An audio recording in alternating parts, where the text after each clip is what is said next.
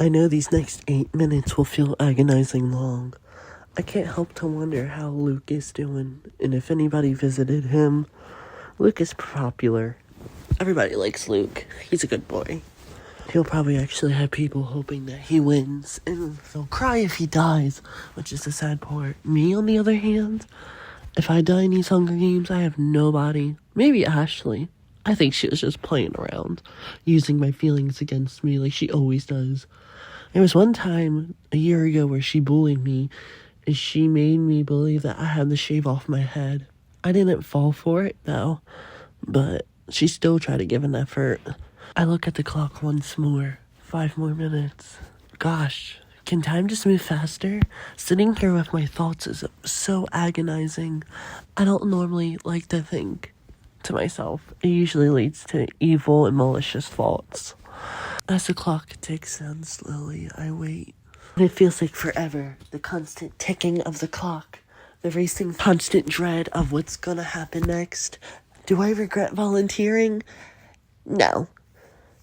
But something in my mind deep down knows that I want more than just vengeance for my sister. I keep saying it to myself. This is just an escape. You will be free. But really, will I be free? The Capitol is gonna watch me every fucking second. Every camera will be in my face. I'll be the highlight, probably, of my district. This year's reaping was chaotic. A lot of deaths. The shootings. And that's when the door opens. 2 peacekeepers pick me up and they don't say anything. I don't say anything either.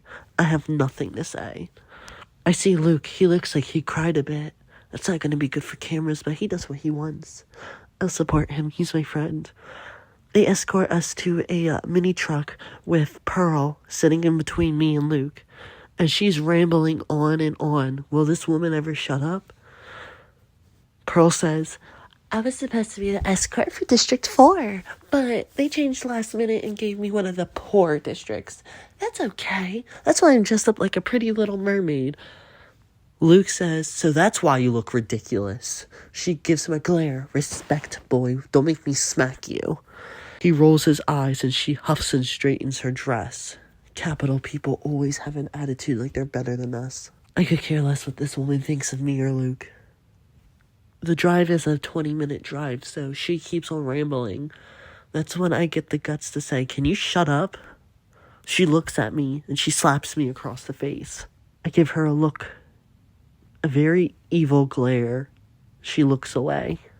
It was silence for the rest of the ride. In my mind, I'm thinking, this is going to be a long, long time. Why can't they just shoot us all and end it all over with? Get the anxiety over with? What's the point of the Hunger Games? Showing children dying to the Capitol. It's much more than that. It's a look what we can do. We're going to take your children, send them to death, and there's nothing you can do about it. Because last time you tried 2 uprisings, you failed. I have a huge hate for the Capitol. I just hate everybody in general. I just don't like people. People suck. The red mark is still across my cheek from when Pearl slapped me. Stupid bitch. I hope she dies, I think to myself. Luke attempts to give me a weak smile. I look back at him. We have a silent agreement between our faces that we don't like her. It's a shame that me and my friend are going in the Hunger Games together. I hope I don't have to watch him die. Or yet, he has to kill me or have to kill him. But if it comes down to that, well, that's a problem for later to think. The voices of the ghosts keep coming back in my mind. They won't shut up. They're like, you will die either way. And I just ignore them. I block them out. They're always there. But I block them out. We get ready to pull up to the train. It's a long bullet train. It can go 200 miles per hour.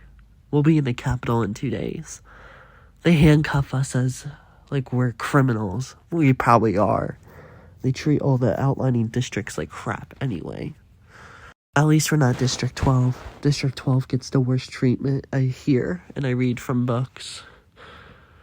Then those books disappeared from the libraries. They replaced them with books written only in the Capitol. They don't want us reading stuff from outlining districts because it's rebellious or whatever. They just want to feed propaganda down our throat and have ultimate control. This is all what it is power. They're power-hungry jerks.